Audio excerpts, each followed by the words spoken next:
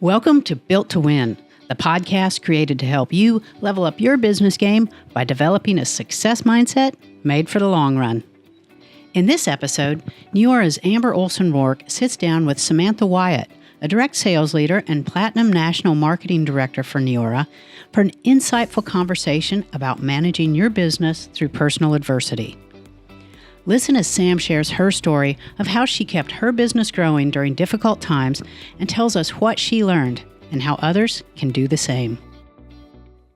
Hello, everyone, and welcome to this episode of Built to Win. Today, we're going to be talking about really the topic of resiliency and how that plays itself out when something hard happens in your life. As an entrepreneur, most of us, we become an entrepreneur because we want to have more freedom in our schedules and we want to be able to have this better blend of just total life.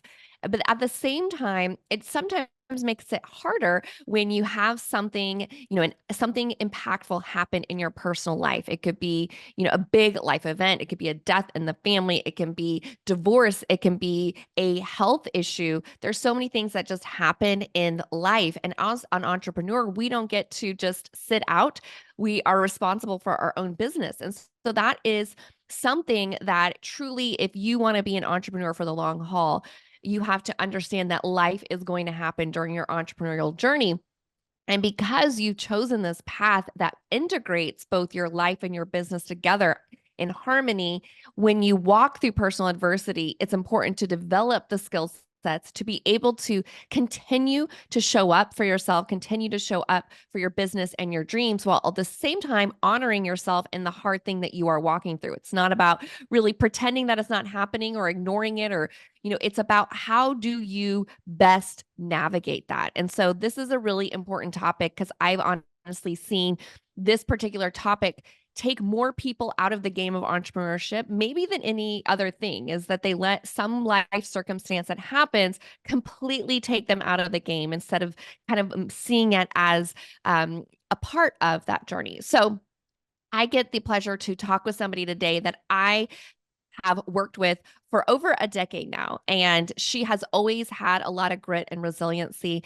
And recently, over the past few years, I saw her walk through her own hard time, her own personal adversity, while still showing up every day for herself and her kids and her business and for everyone who depended on her in her business.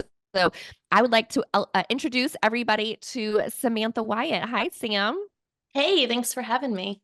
First, I think it's always interesting. This is a podcast about being an entrepreneur, to learn how people become an entrepreneur, because the stories are always very different of kind of what that road looks like. And there's no one right or wrong road. But I'd love for everybody to hear kind of your road to entrepreneurship. How did you end up becoming an entrepreneur? Yeah, I definitely didn't. I went to college to be a special ed teacher. Entrepreneurship was never on my bingo card.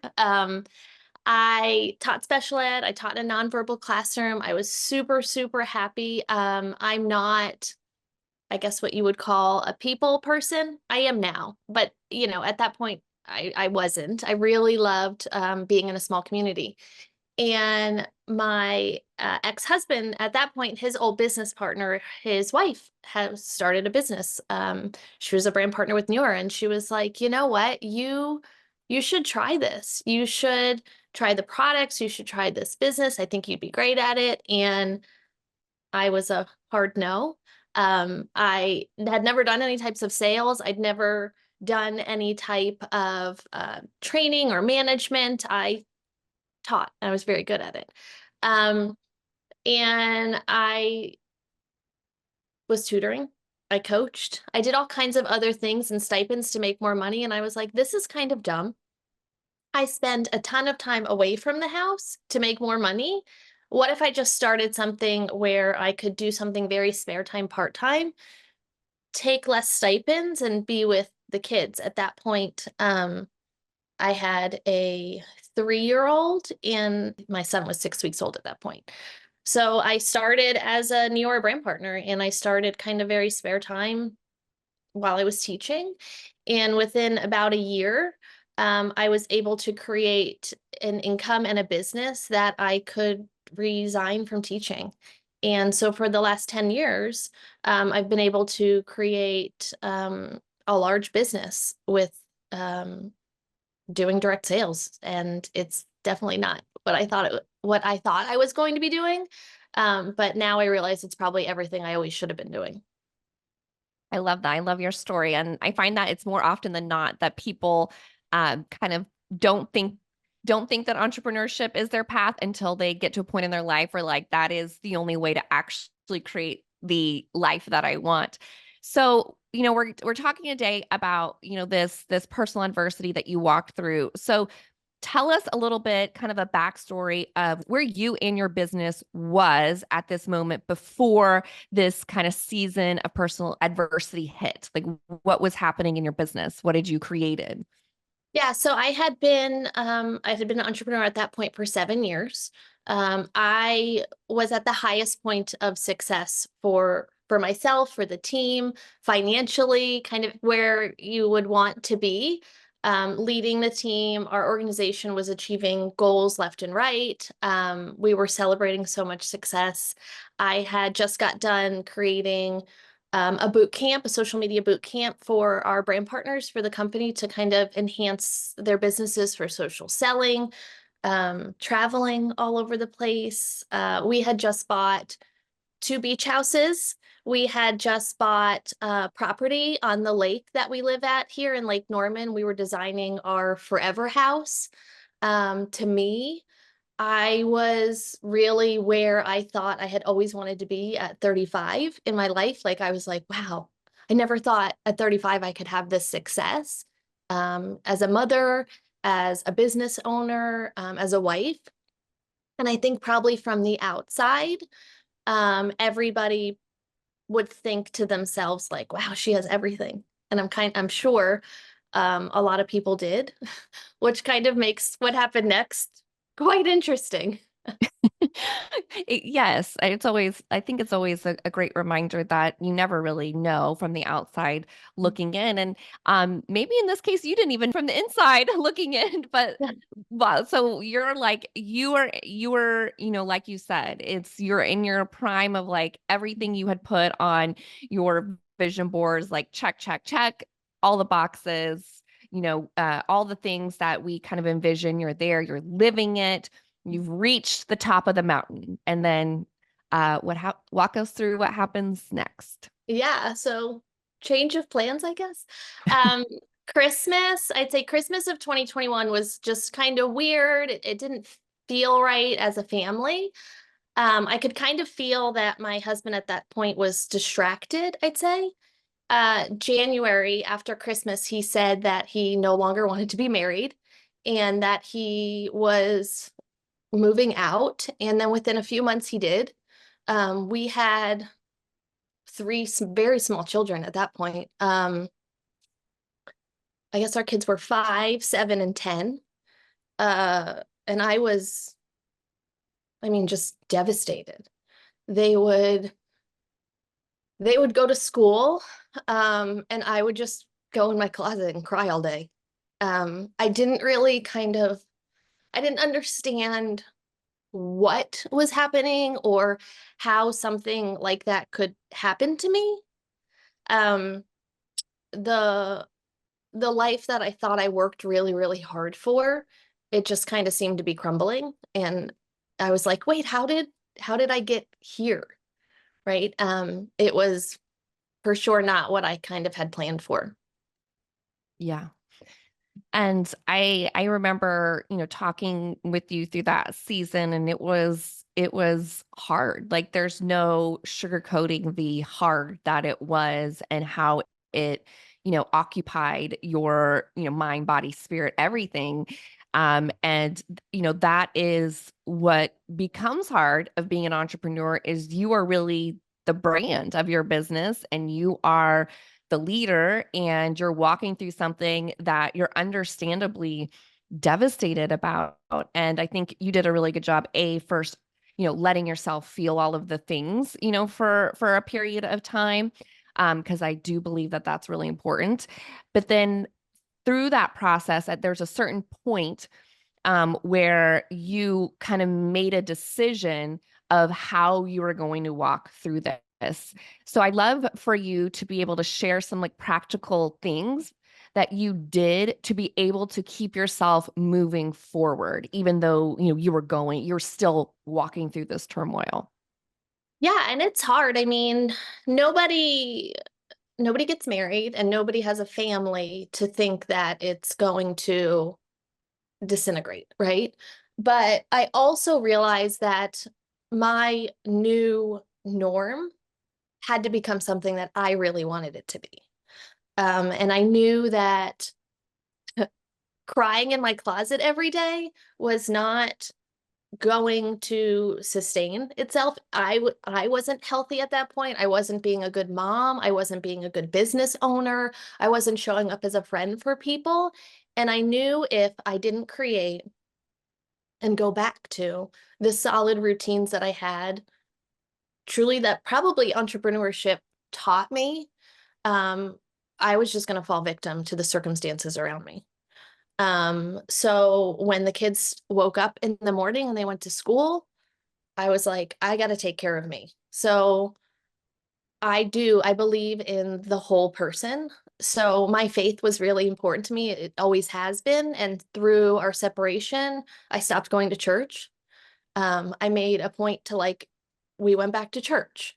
I started doing a lot of holistic healing, whether it was energy work or I went to sound baths, which I was never really kind of that person, but I was like, you know what? If something can help me, I'm going to let it help me because I had to show up better for the people that were around me. And I wasn't at that point. Um, I had always done yoga, but I really started practicing yoga every day, Pilates every day, really getting myself into a personal routine so that I woke up, I took care of myself, I came back and I got to work because the people in my four walls needed me, but I had a large organization that also needed me to show up every day. And I wanted to show, in the beginning, um, we obviously walked through it very privately because we needed to take care of what was happening in our house, but it's also really hard to go through something like that publicly. And maybe I didn't realize how many people probably needed me to show up publicly for that and show that you can walk through hard things. Um, but I knew I wanted to show up for my kids the most of hard things happen, but we can get through hard things. And I also never wanted to shelter them. My ex and I, we really had constant discussions of what our new lives would look like. And I wanted it to be very clear um, on what that would really look like for us and kind of finding the victory somehow in a hard thing. Yeah. And one thing that I didn't know earlier is that you and your husband built this or worked this business together. So it was also your not just kind of untangling the family side, but the business side as well. And I think in some ways you kind of had, division of roles or you deferred to him for some things on the business side of things. So this was going to be the first time you're really stepping into running this business fully. Like Samantha makes all the decisions and doesn't need to check in with anybody or get advice from anybody, which can be hard when that's how you've been operating. What did you start doing to help build that confidence for yourself, like that you could do this on your own? Mhm. I think for a while I really had almost an imposter syndrome of maybe maybe this wasn't me who built this. Maybe I can't sustain this. What if, right? And then when I stepped into it and I realized what I had already accomplished on my own and what I really was capable of, um, I probably realized I never needed I never needed someone else to help me with this business. And there's still things that I'm like, gosh, it'd be so much easier if someone else was here, or defer other things that I don't really enjoy as much. But I also acknowledge the fact that in direct sales, in a female-led business, most people are not doing this with somebody else. Yeah. And although you have, a company or systems or products to support you, it really made me realize and probably have a larger sense of empathy, not like sadness empathy, but just understanding of what a mother has to do and run a business. And I think it probably made me become a stronger leader in that sense because I acknowledge the reality of what happens in people's homes now while running a business. So I think really it was all a blessing, but it was probably a blessing in that sense for me.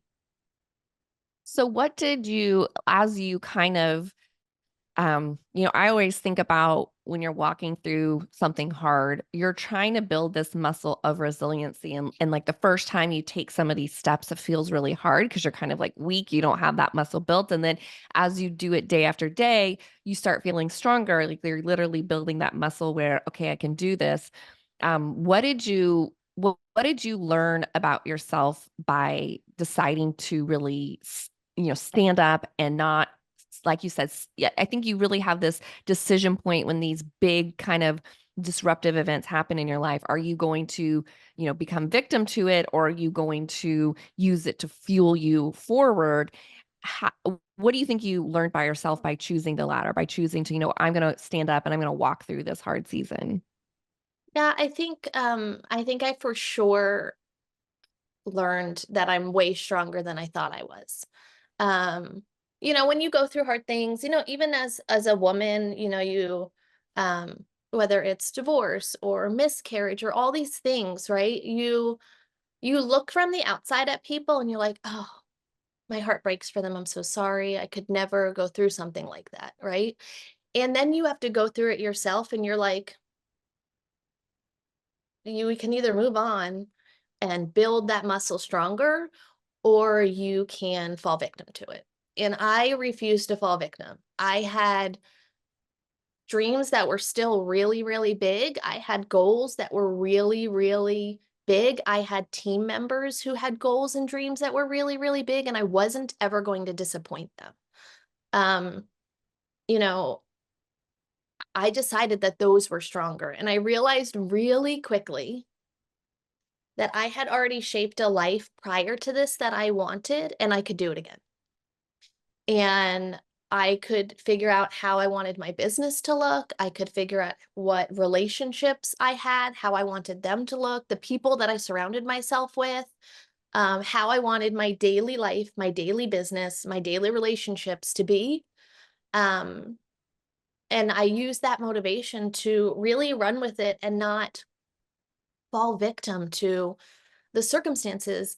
Um, I also realized, Amber, that there's a lot of conversations that people don't have because they have guilt or they Mm, have shame or they feel a certain way about something that they don't want people to know. They're ashamed of it. right. And I realized that once we kind of started having these conversations, uh, they were normal.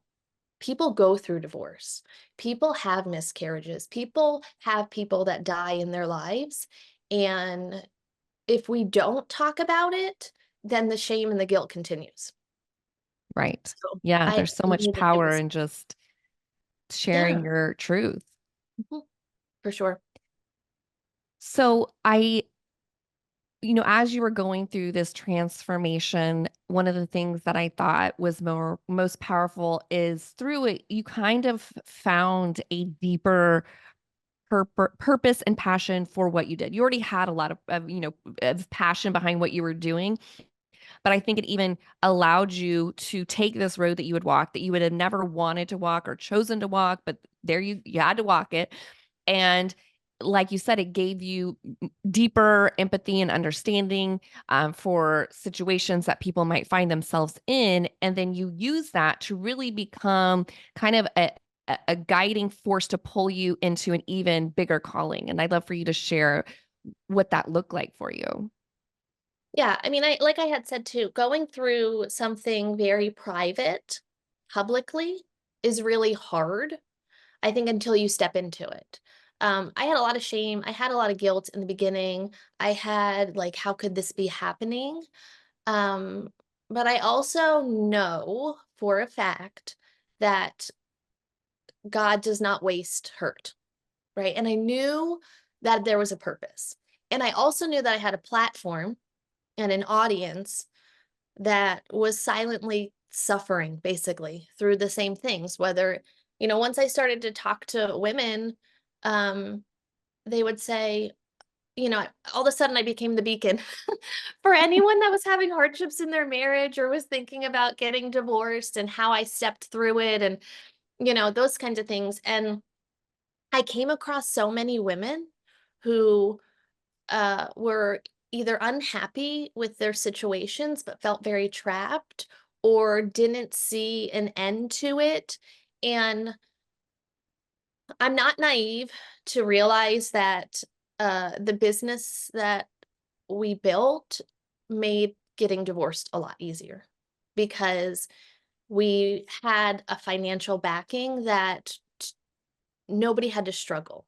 Our kids' lives didn't have to change that much. And I'm so grateful for that.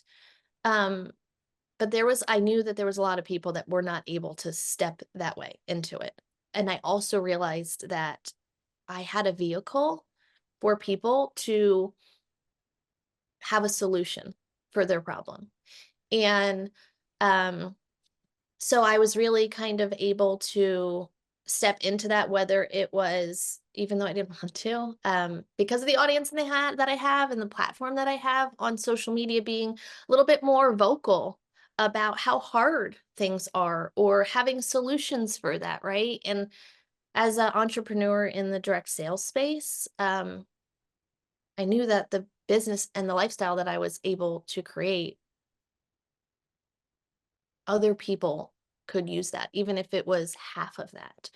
And my purpose became really, really clear, was to help other women kind of out of oppression, however that would be, right? And really be able to find their joy and become financially stable, um, and get their love of life back, because part two can be way better than part one.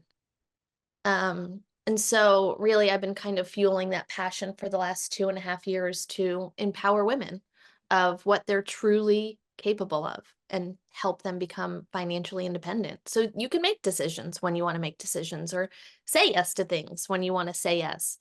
Um, it's really fueled me over the last 2.5 years for sure. And I've really seen that passion in you. And I think no matter what it is, right? The life disruption could be a lot of different things, like we talked about, whether it's something to do with your health, or someone you love's health, or death, or just lots of different things. And so you can take that hurt and really figure out what specific road you've walked that you can then help others with. And I love that, and finding a way to make that a part of, your purpose and what you're doing. So what tips would you give to someone who finds themselves, no matter what it is, walking through just a really hard time in their personal life, but they still have these big aspirations, they still have these big dreams, that they are working towards? What are some tips that you have for people? Yeah. If anyone's like me, you probably spend a lot of time scrolling on social media. And you save these things that come across. And there was a quote that I've seen 1,000 times, and it kind of slapped me, you see it at the right moment. And it slapped me in the face, and it said, basically to the gist of like, nobody works harder than a girl that realizes no one's coming to save her, and she has to be the one to build the life of her dreams. And for me, I was like, yep, that's what I'm doing, right? I didn't need anyone to come save me. I didn't need to be saved. I knew what I wanted. And as a mom and as an entrepreneur, I also realized I had the possibilities to do that. And you have the possibilities to do that. I think so many people will fall victim. And I guess my advice would be, You don't have to be saved by anybody. You can be you can be, you can get main character energy and it can be your story. You just have to find something that's worth fighting for. And for me, my kids, my business, the life that I wanted was so much bigger. And I know that part two is going to be epic and I have lots of work to do. And I think if you can, as a listener, if you can see that for yourself and really, whether it's maybe you're journaling or you're doing whatever, and you're like, this is what I want. This is what I want my life to be like. This is what I want my business to be like as an entrepreneur. This is the way I want to show up as a mom. This is the way I want to show up as a partner. And you can reflect on that. You can build whatever it is that you want. Um, and you can be the one that can save you. So that was pretty cool. Love that. Mhm. And one last question I want to ask you that I just thought about. So it's going to be off the cuff. Mhm. What would you say to people who maybe they're not the one going through a hard situation, but they're close to someone who is, or they have, a key friend, coworker? I always find this interesting because I sometimes think people don't even really know how to show up for someone who's walking through something hard. And so they either don't or they don't do the right way. What would your advice be on how someone who's part of the encouragement crew, the cheer squad for somebody that's going through hard, how can they best show up for that person? Yeah, I think you realize who your real friends are when you go through hard things. Um, I always take it to, and maybe this situation has made me have a different perspective of it. Even you think about if somebody loses a loved one, right? Mm. Everybody's like there immediately. They've got like the food train going, they have all that stuff and they show up and then it's like week 3 and it's like a silent house. Mhm. And so even for me now, I like make sure I show up hard on week 3 and week 4. Mm. I would just say check on your friends, like Yeah. check on them. The girlfriends that I have are so special to me because of that. I also lost, but maybe they just were never there, friends, because for me, I was like, if you can't show up for me in my hardest moment, I don't want you showing up in my victories. Yeah. And maybe in some people that's like they just don't know what to do, Right. but just check on them. A text, a bottle of wine, come sit on the porch and drink, whatever. But I think just the verbal check in, like, hey, wellness check, are you still alive? Is very important, even if you're somebody that's like, I don't what I they're not telling me what they need, because I Right. think when people are in A their lot of times you don't struggle, know what you need, right? You're just right, kind they're of like, like I don't trying to know. survive the day. Um, and so, I have some girlfriends that go through really hard things, and I'm just like, hey, this is me sending you a text that says I'm hugging you and we're having a glass of wine on the porch and I'll hold your hand while you cry. Yeah. That's great advice. Thank you for that. Mhm. So, for our listeners, whether you find yourself right now in a hard season or, that life happens and that might be down the road or you're coming out of that road, just to keep in perspective these things that we share today. First of all, that it's always a choice to decide to let something, you become a victim of it or you use it to fuel you, but also keeping in mind that during that season where you're initially walking through that hard, it's not an all or nothing game. Like I think sometimes people get caught up in like they can't show up as a 10 for their business or for their whatever, so they just don't show up at all. It's not a 0 or 100 game. Like show up as a level 2, then work your way to level 3, then to level 4. You're trying to drive just that consistent behavior and create a new routine like Sam talked about that incorporates the things that that fuel you and keep you at your best self. So Sam shared hers, but yours might look completely different. It's just about knowing what is going to take care of me. What are the things that bring me joy? What are the things that make me feel my best, and work those into your routine and just consistently keep showing up. Even if you can't be at 100 right in that moment, you're working your way, you're building that muscle so that you can come back eventually to 150, right? Even stronger, because that resiliency that you will build, that grit that you will build, it'll serve you in your business and in ways you probably don't even expect, because there's going to be things, if you're an entrepreneur, that are hard that happen in your business. And then you're going to be even more well equipped to handle those, because it's the same muscle, right? Different application, but same muscle. So thank you guys for tuning in. Thanks, Sam, for being so vulnerable and sharing your journey and just being that beacon of light that we can all do hard things and we can choose how our story ends. Thanks so much, guys. That was Amber Olson Rourke and Samantha Wyatt talking about how entrepreneurs can manage their businesses during times of personal adversity. We hope you've enjoyed this episode, and if you learned something from it, please share it with a friend or colleague who you think would also benefit. And if you're new to Built to Win, we invite you to go back and listen to our story from the beginning. You can find us wherever you download your favorite podcasts. And while you're there, please rate us and leave a review to let us know what you think of the show.